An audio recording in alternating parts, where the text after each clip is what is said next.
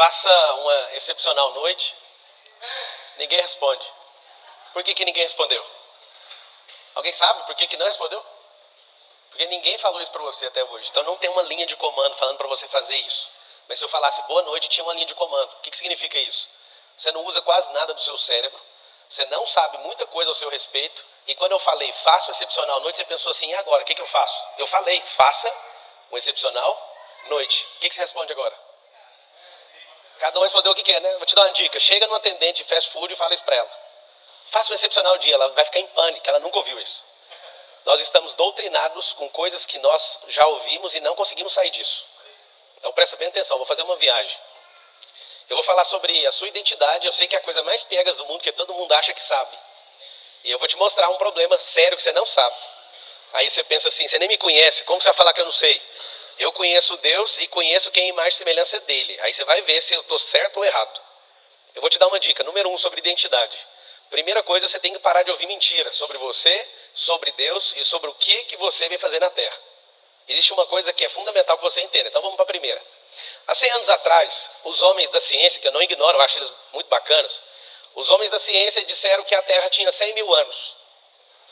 E aí, depois de alguns anos, eles chegaram em outra conclusão, que a Terra não tinha 100 mil, ela tinha 200, 300, 400, 1 milhão. Eu não sei se você sabe, quanto mais tempo vai passando, era para ficar mais velho 1 ano, 2 anos, 5 anos, agora estamos em bilhão. E aí não para. Alguém desconfia o porquê disso? Alguém desconfia ou não? É simples. Quando você não tem sua identidade, não sabe quem é o Criador, não sabe quem é a pessoa que te fez, eu preciso distanciar você cada vez mais de geração em geração para você nunca desconfiar. Porque se você desconfiar, você vai tocar o terror na Terra. Primeira coisa, se você veio do nada, então para ninguém, você não consegue reivindicar para ninguém, por nada. Você não veio do nada, só veio de uma explosão, então você vai viver explodindo aí por aí.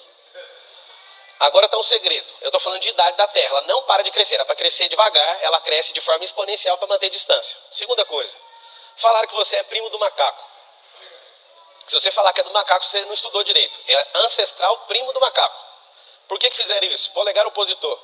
Esse polegar opositor é chamado de movimento de pinça. Então, tem um movimento lindo, darwinista, sobre isso. Aí alguém fala, você vai falar mal de Darwin? Não, vou te falar só o que é a verdade de fato. Se a gente tivesse vindo dos macacos, tem uma falha no cérebro, uma coisa que hoje existe no cérebro que invalida a gente vir de macaco. Pablo, que guerra é essa que você vai entrar? Vai ouvindo. Existe uma coisa no cérebro que é cientificamente comprovada que chama lalação. O que é lalação? Alguém aqui presente sabe o que significa isso? Eu só fosse anotaria alguma coisa que eu estou falando aí.